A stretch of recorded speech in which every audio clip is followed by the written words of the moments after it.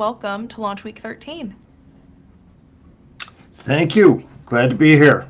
Glad to have you. First of all, go ahead and introduce yourself to those who are watching or listening and talk a little bit about what you do at FSR.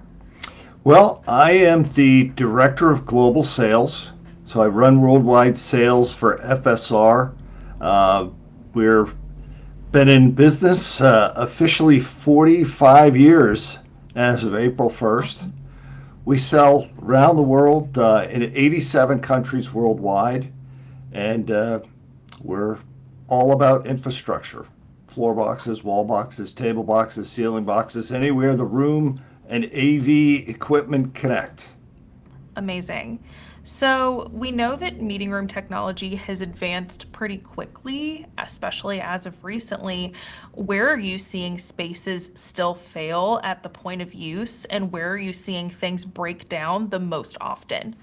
So I think as we integrate technology into meeting spaces and AV spaces, I like to equate the AV experience to the experience I have with my iPhone. I was just fortunate enough to get a brand new iPhone 17. Oh, yeah, me too. Oh, yeah. So Apple did this crafty little thing. They have this new button that allows you to take pictures without getting into the phone itself. But it's right next to the button that you use to confirm a purchase with Apple Pay. Hmm. So I have a lot of pictures of card readers instead of paying my Yeah. bill. And I equate that to the AV experience. We're trying to integrate technology, but at the end of the day, we want a simple and easy experience. We want our users to be able to log on to a network simply, connect to a meeting simply. And it's really a toss up and a challenge to accomplish both things at the same time. Absolutely, it definitely is. Where do you see power access and in-room connectivity being overlooked during design? Is that something that you're seeing? Well, it's interesting because one of the things we've seen, um, the National Electrical Code was actually changed in 2017, again in 2020, and a third time in 2023. And they made it a code change that anytime a room is determined to be a meeting space, you have to, in addition to having power every 6 feet along the wall, you have to have a floor box put in the floor if the room is 12 feet or wider. That has made it a lot easier in our business. The challenge we still face is more and more clients still come in with power devices. How many times do we show up in a meeting and somebody, we were just talking about our iPhones, we show up with our iPhone, it's not charged, we got to get it charged. Mhm. Laptop charging is becoming more and more of an issue. And I think that it's just always going to be a challenge for us. Power is always going to be at a premium. And I don't think we're ever going to need less power connectivity. Probably not. How does cable management and the physical layer impact usability once the room is actually in use? So I was looking at some interesting statistics the other day. Um, FSR is a Teams house. This is no endorsement of Microsoft Teams in any way, shape, or form. But I learned that on any given day, there are over 5,100 years of time being spent, man years of time being spent on Teams. That's 3 times longer than the Roman Empire. I, God. I, I share that statistic because more and more people are showing up on meetings, meeting remotely like we are today. Think about all the meetings every day, and if there's a delay of just 3 to 4 minutes because people can't get their laptop on the wireless network, they can't find the cable because, as we all know, cables have a propensity to grow legs when they're in a meeting room. Think of the manpower and dollars lost. So it's really a real important factor to make sure that you have those ready and able. And one of our growing portions of our business right now is cable retractors because people want to have that connectivity right at the table quick, easy to use, and retractors don't grow legs. That's that's a great point. What other challenges come up when rooms need to support flexible workflows and laptops and the changing technology kind of space that we're in? So one of the challenges that we face all the time is the changing connectivity requirements. USB-C is still a relatively new form factor and connectivity type, and it comes with its own set of challenges. And we've seen a lot of corporate clients transition into the meeting rooms to their only connectivity they have in the room is USB-C. When you do that, we've experienced a lot of issues with video connectivity, and more importantly, when you connect to the laptop, you've also tied up the charging port.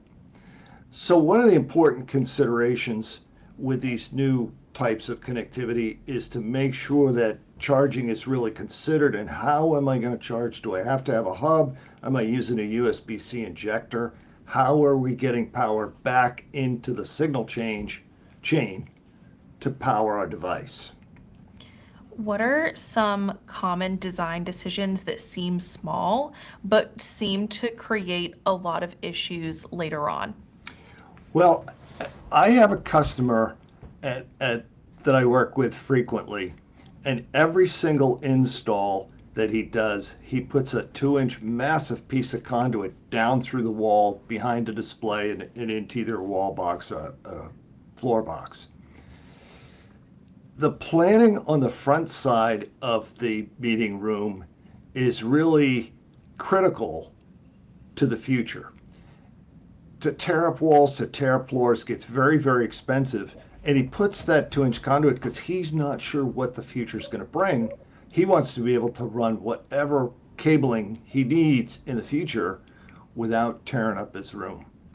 And I think that's a critical piece to any room design. And we talk about future proofing. Kind of a tough thing to do. If I could predict the future, I Right. probably would be in a different industry. But anyway, probably be at Vegas or the stock market. But that being said, the more future proofing we can do, it seems like a small thing now, but it saves a lot of money for the building owner and the building users in the future. Yeah. So, kind of piggybacking off of that, for someone designing a meeting room today, what are some things that you think that they should prioritize to best future-proof their room? Sure, sure. Um, this sometimes sounds self-serving because we are an infrastructure company, but one of the things we've discovered in all the years we've been out in the market, if you don't have the right technology, it's certainly an issue, but it's easier to change than the incorrect infrastructure. If we don't have the proper connectivity at the table and we've got to trench the floor and install a floor box, very, very expensive. If we have to break open walls to get cabling down through the wall, it's very expensive. So I always tell integrators and consultants that we work with, start with the infrastructure first because it's going to save you a lot of money in installation time in the future. Makes a lot of sense to me. Huh?